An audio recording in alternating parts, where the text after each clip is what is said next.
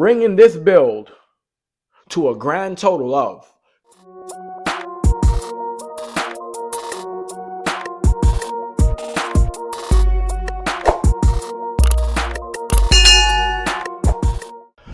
all right, this one's going to be a little bit different today, folks.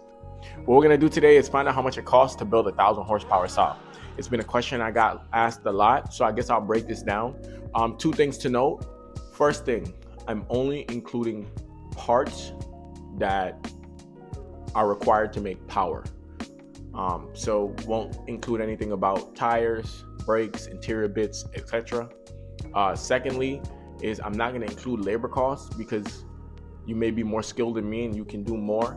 You may be less skilled than me and you can do less. So the only thing that I'll talk about today is what parts are required to make 1,000 horsepower my way. So let's get into the breakdown. I have all this stuff written on my phone, so please don't mind me if I'm looking at my phone. So we're gonna start with the engine. As you guys know, I went with a GM 3.6. These cars come from factory with the 2.8. I opted for the 3.6 because it has larger displacement, bigger valves, bigger turbo, more power. There's information floating around that the heads on the 3.6 are different from the 2.8 and that you would have to use the 2.8 heads. Really, nigga? I feel like the myth buster. But anyway, we continue. Custom made 625 head studs. Sorry, go back. The 3.6 cost me $200. I have a couple. One I paid $150 for, but the 3.6 cost me $200. The custom made head studs cost me $900. The Cometic MLX gasket, $228. The King Tech pistons were $750. The rods are King Tech rods, but they can be BSR or any other company for that matter, $400. I use Mace cams, which are $390. Mace valve springs, which are $455. Nordic manifolds, I bought them unfinished. It was just a front and back. They didn't have any kind of attachments. At this point, Nordic doesn't sell them anymore, but I paid $700 for them. I had the cross tubes custom made. They're 1.5-inch primaries. I thought I would have to go up, but they worked fine, and those cross tubes cost $1,500. The Holley High Ram adapter plate. The Holley High Ram adapter plate was $1,000, and the lid was $250. The throttle body is from a Camaro. That throttle body is $175. I believe it's called the gold plate. And that sums it up for the motor. Very straightforward and basic. Can be repeated, replicated a million times. The transmission is the stock GM F40. But I installed the Par Engineering 3rd, 4th, and 5th straight cut gears. We're going to shout out to Gabe for that one. This build would not also be possible without him, because if we didn't get those gears, this transmission would have blew up 300 horsepower ago. Those gears cost me $2,250. And then I have a spec mini twin disc clutch. That spec mini twin disc clutch was $1,500. On to fueling, and a very expensive lesson that I learned. Not going to tell anybody what to do, because when I was looking into it, I could have listened to a bunch of people, including my tuner. I decided to do my own thing. It cost me a lot of money. I have FID 2200cc injectors. I was using Bosch decaps before. Don't do that. Or you can.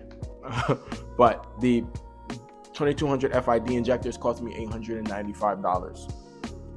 Or 3 motors. Holley Sniper twin inline fuel pumps cost me $449. I have an Aeromotive fuel pressure regulator. That fuel pressure regulator costs $295. I have a 10-gallon fuel cell from Evil Energy on Amazon. That fuel cell was $131. There's obviously There's obviously fuel lines, PTFE fuel lines and stuff. Some of those kits cost $200. I don't know how much line you'll use, so I'll leave that out of it. On to the next thing, and the most expensive thing in this car. This is a Precision Next Gen 7285. This turbo retails for $4,299. Shout out to EM1 God. He gave it to me on a sweet deal. He was downgrading the size of his turbo. I wanted to go up. He had this on a Civic. Obviously, it took forever to spool it. So he sold it to me for a very good deal. Shout out to you, bro. And when you send that hoodie, I definitely will be wearing it. This has a Mac style boost controller. This is just the Amazon one. I spent $40 for it. This has one single 44 millimeter MVR tile wastegate. That wastegate is $453. I see a lot of people doing 2 wastegates on this. I have zero problem controlling boost. If we set it at a target, it doesn't fluctuate, it just stays. I have a Treadstone intercooler. It's a Treadstone, I think it's a 1245 intercooler. This intercooler ran $491. This is a 4.5 inch core. And then everybody knows that this car has a FT550 with a 10-foot unterminated harness that Jake wired up for me. That ECU system cost $2,177, and Jake essentially did it for me for free. Thank you, Jake. And you also have to buy the wideband nano add-on with the unterminated harness. So that is $418. Bringing this build to a grand total of $20,326. This is not my first turbo. It's not my first set of injectors. It's not my first fuel pump. It's not my first motor. It's not my first set of rods. I'm hurting. I need help. So if anybody wants to donate, just reach out to me. I'll take a couple bucks. You can buy me a coffee.